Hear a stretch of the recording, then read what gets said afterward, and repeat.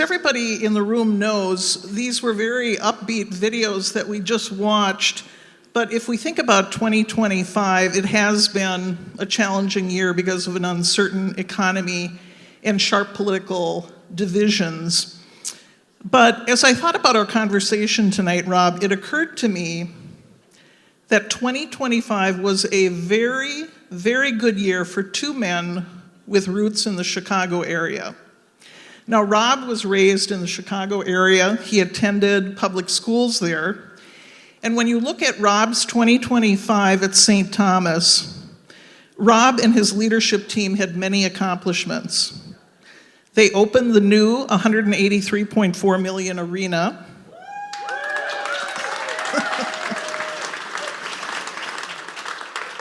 St. Thomas is on pace to raise $100 million for the fourth consecutive year. And St. Thomas enrollment grew to nearly 10,000 students this year.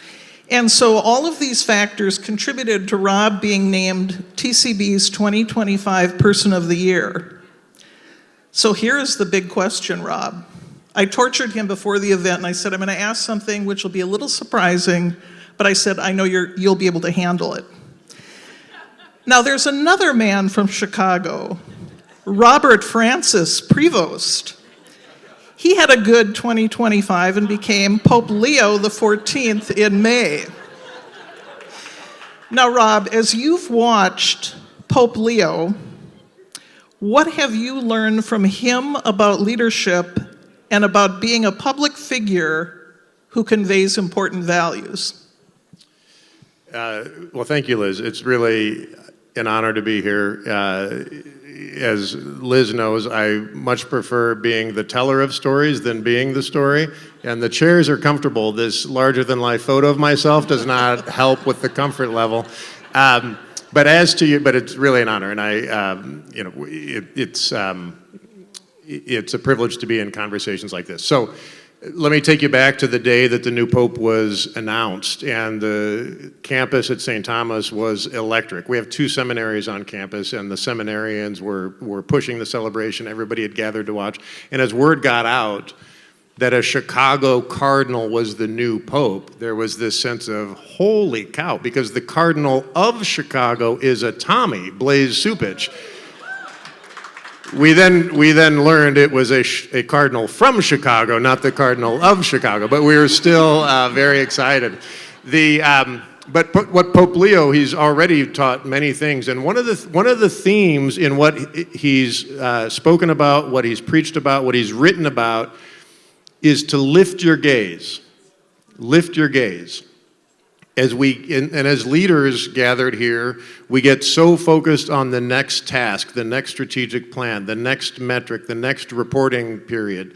And what he was saying to educators especially is we have to help our young people not get mired in all the reasons for despair and gloom and anxiety, but to lift your gaze. Remember why you were created. Remember what your purpose is. Remember your why. And so that's a phrase that I already carry with me from the short ministry of Pope Leo so far, and I look forward to more. But that's a key insight. Lift your gaze, always. Excellent answer, Rob. Now, we know in 2025, under your leadership, the Lee and Penny Anderson Arena opened in October, seating 4,000 for hockey, about 5,500 for basketball. You've already had two sellouts, and next week you have a basketball game against St. John's that I am told by your athletic department is also going to be a sellout. So now that you have this beautiful new arena, $183.4 million, what does this new arena mean for marketing St. Thomas as a Division I school, and how challenging was it to raise the money for the facility? Well, so the arena is an absolutely essential tool, not just for visibility, but to enhance the students' on-campus experience, to strengthen the tools we have for alumni engagement. If there are alumni in here, I hope you have been to the arena, or if you haven't yet, come soon. But it's also, St. Thomas has been a well-kept secret where we have incredible brand recognition in the upper Midwest, but beyond that, we have not had much brand recognition. There is no vehicle for earned media like Division I athletics. And you can praise that fact or you can lament that fact, but that is the fact. And so what we want to do is leverage this resource, which was made possible by incredibly generous philanthropy by the Andersons and by others, in order to get our name out there. And then as folks investigate St. Thomas and they learn that, our graduates have, the highest earnings 5 years after graduation of any college or university in Minnesota, wonderful partnerships with employers, reports of great student formation experiences, they'll come. And the reason why, even if you don't care about St. Thomas, you should care about that as a Minnesota business leader is because, as I hope you know, Minnesota currently is a net exporter of students for college. That's a problem. That's a big problem for workforce development, and the arena is one key component to reverse that.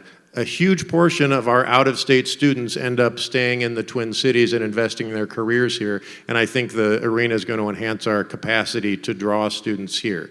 In terms of philanthropy, was it hard? That's a lose-lose question. If I say, oh no, it was easy, well, that sounds terrible. But if it was, here's what I would say about philanthropy, and St. Thomas has a long-standing success in philanthropy, and like anything in higher education, it is always a team sport, and Eric Thurman, our VP for advancement, and his team are just stellar on that, but it's broader than that. It is not just the horizontal set of relationships, it's a vertical, historical set of relationships. If I ever start to rest on my laurels and say, oh, look at the money I raised, I'm missing the whole point. What I am is a steward of relationships that were initiated long before I had any connection with St. Thomas. So Lee and Penny Anderson, their relationship was initiated by my predecessor's predecessor, Father Deese. And Father Deese would not be doing that to say, oh, I bet there's going to be great results from this. The theme of St. Thomas leadership and the culture has been and must always be, the point of relationships is relationships. They are intrinsically good. We put relationships at the center of all we do, and I hope that the business organizations represented here do the same. And yes, do they bear fruit more often than not? But as soon as you view the relationships in instrumental terms, you've lost the thread. And so when benefactors like the Andersons, who have long been in steady partnership with St. Thomas, understand the need and understand the opportunity, they jump in without hesitation, as do many others, including folks in this room. If that's the focus, we are stewarding a story together that is bigger than ourselves, as opposed to what are our metrics, what are the outcomes, we got to get to these. That's where the fruit becomes not easy, but it becomes readily apparent because everyone is on the same page together. And speaking of relationships, someone who is excellent at relationships is Pat Ryan. He's in the house tonight. I can see him up front here. Now, Rob, Pat, as you know, chaired the St. Thomas Board of Trustees when you were selected to be the 16th president of St. Thomas. And Pat, who is still on the board, when I interviewed him for the profile story that I did on you, I asked him to define what the St. Thomas mission is. And from Pat's perspective, he said it is, quote, to embrace young people with Catholic social teaching to do good in the world in whatever professional career they choose. So as the St. Thomas president, how do you go about carrying out that mission with students? Well, first, since you mentioned Pat, let me just give him a shout out here. He's been a mentor and a friend for me for many, many years. And what's key, and I think this is a lesson for leaders, is broaden your bandwidth to be engaged with folks on issues beyond the task at hand. And so early on, I was the dean of the law school at St. Thomas for many years before I came into this role, and I would meet with Pat about the law school and challenges, and at one of the meetings, he started talking about the daddy-daughter trips that he did with his daughters. Had nothing to do with anything related to the law school, but we have 3 daughters, and all 3 of my daughters grew up doing daddy-daughter trips with me, and that's because Pat Ryan took the time to say, you know what, this might benefit you as a parent, not just as a law school dean. And from that I take, when we are leaders invested in relationships, it is not simply task-oriented of what's the next thing on our checklist, let's get to it. Of course you have to get to the things on the checklist, but take interest in the people who are actually in front of you. How can you invest in them as people, as parents, as spouses, as neighbors, as citizens? It's a great model for us, so thank you for that, Pat.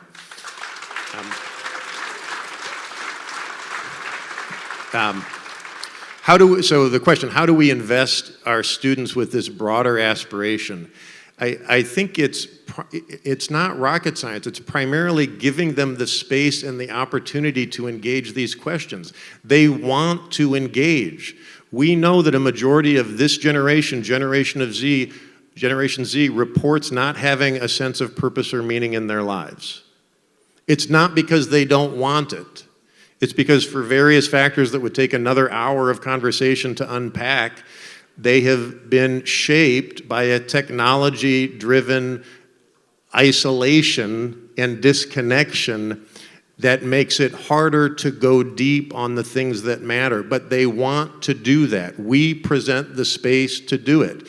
And so if a university just has the approach of, we need to fill the minds of our students with the technical skills they need to get a job. Is that important? Yes, of course that's important. If you don't have an economic ROI on what you're offering to your students, you're in serious trouble. But that cannot be the extent of the aspiration. We also have to equip and empower our students for lifelong flourishing. That's the lift your gaze part. And if we give them the opportunity for those conversations, for those mentors, for that coaching, for those relationships, they will jump at it. When we look at St. Thomas enrollment, it grew by 4.6% in the fall of 2025. So you now have 9,876 students approaching 10,000. And when you and I talked for your profile story, Rob, you told me, quote, higher ed is now entering a winner takes most market. We are in a sweet spot in the market, unquote. So elaborate on what you mean by those statements. Sure. So it's a winner takes most market in this sense, and many people in this room are parents of folks who went to school or high schoolers who are about to start looking at colleges and have been through that process already. I have not met an 18-year-old or their parents who say, you know what, that college really seems like they're in trouble. They could use our tuition money. Let's go there. That would be a big help to them. You go to where the strength is. You go to where the strength is. And what was the second part? Why St. Thomas is in the sweet spot. Because St. Thomas is a winner, and it's positioned well in this environment where the demographics are going to drop off. So here's what I mean by the sweet spot. So St. Thomas does not primarily compete with the other Minnesota private colleges. And Minnesota has an awesome array of really excellent private colleges. That's not where our overlaps are. Our overlaps are now with the University of Minnesota Twin Cities, with Wisconsin-Madison, and Iowa State. Here's the sweet spot. We've got 10,000 students, so if prospective students want some of the scope and scale that comes not just with Division I athletics, but with comprehensive schools that cover the waterfront in terms of majors, a huge alumni network, great employer partnerships, all of it, we're an option. But if they want an average undergrad class size of 21, an average graduate class size of 13, classes that are all taught by faculty, because we're not an R1 university, graduate assistants aren't teaching anything, where they're still known by their professors and they are centered in the relationships within their discipline, we're a pretty good option. So we don't want to get a lot bigger, we don't want to get a lot smaller, we like our chances where we are. Now, Rob, you followed Julie Sullivan as president of St. Thomas, and you are the second lay president to lead the university. And in a nod to some of the longtime St. Thomas people here, I want to recognize the fact that you, as I said, as the second lay president, there are people here who knew Father Dennis Deese, and before him, Monsignor Terrence Murphy, the two priests who preceded you and Julie as president. So how does being a lay Catholic affect how you lead St. Thomas? And St. Thomas, of course, has many students who are Catholics, but also many who are non-Catholic.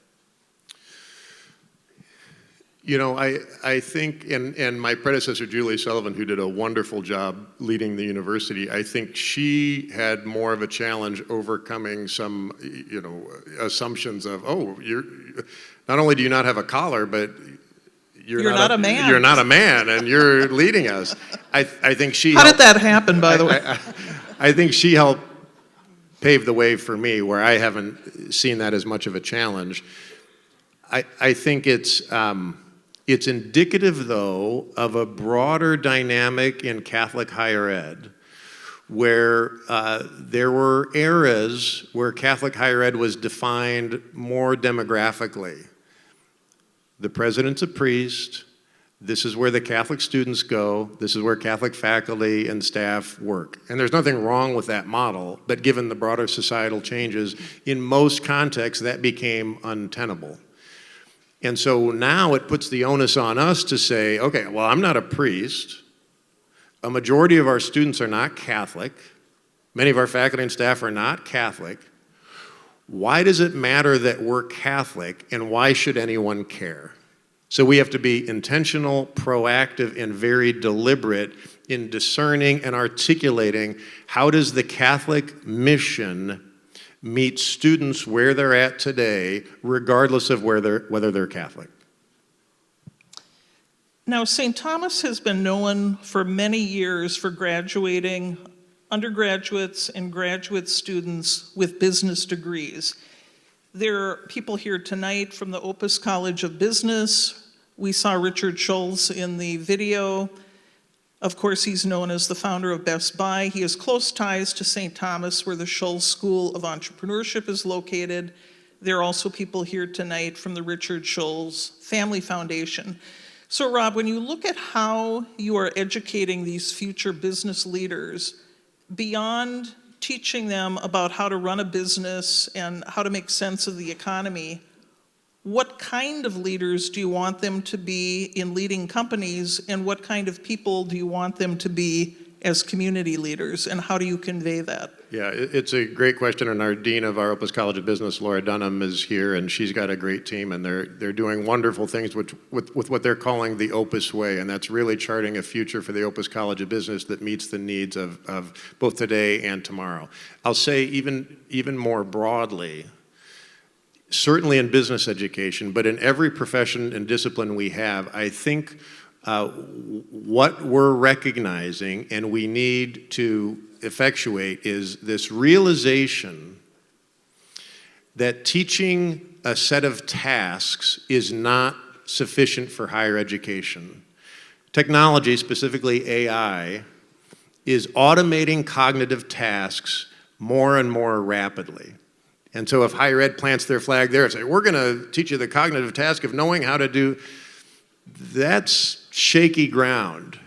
And so I think in some ways it's going back to the distant past of saying, we need to care not just about what you know how to do, we need to care about who you are becoming as a person, right? So character building, kind of old school concepts, character building, virtues, embedded in a specific disciplinary setting.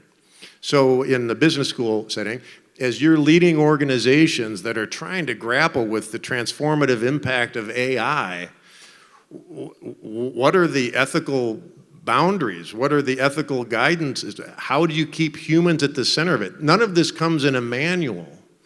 And so what we want to do is make sure we're equipping and empowering our business school graduates to be ready for whatever it comes and to have this moral compass, this agility, and this confidence in who they are and how their values connect with the challenges in front of them to make sure they can lead business into the next generation. And I would say the same thing for engineering, for healthcare, for law, for every discipline that we have. So for my final question, Rob, as you look ahead to 2026, what in particular are you most excited about working on at St. Thomas? So I think we've made great progress, and this is not just me, this is a lot of people over many years, in helping folks understand how the mission of St. Thomas matters and is relevant to the challenges our students, our graduates, and the world faces today. I think in 2026, we just launched a new strategic plan, and the number one priority, and this shouldn't be a surprise to anybody, because this always has to be our number one priority, center student success in everything we do. We are not chasing prestige. We are not trying to be all things to all people. We're not trying to replicate what worked for some university 25 years ago. We're trying to be the St. Thomas the world needs today, and that means every decision we make, we have to ask, is this good for students? And if so, how? So in the immediate future, we're spending a lot of time thinking about AI. Because it's here and it's coming, and I talk to employers as much as I can, and we know it's upending your operations in good ways and in concerning ways and in jolting ways. How do we equip our students to navigate AI, to use it, to amplify, to accelerate the work they do, the productivity, but to use it as an enhancement of the relationship-centered and humanistic work that's at the center of the organization, as opposed to just this outsourcing entity that becomes more and more impersonal. It's easy for me to articulate that as a question. It's much harder to craft a roadmap that actually effectuates that. But in every generation, we want to keep student success central in everything we do. For this next year, we're really leaning in on AI and what should it mean for students graduating from college and graduate school today as they move in to your organizations to be the leaders you need for tomorrow. Thank you, Rob, for your leadership at St. Thomas. And let's give Rob a round of applause.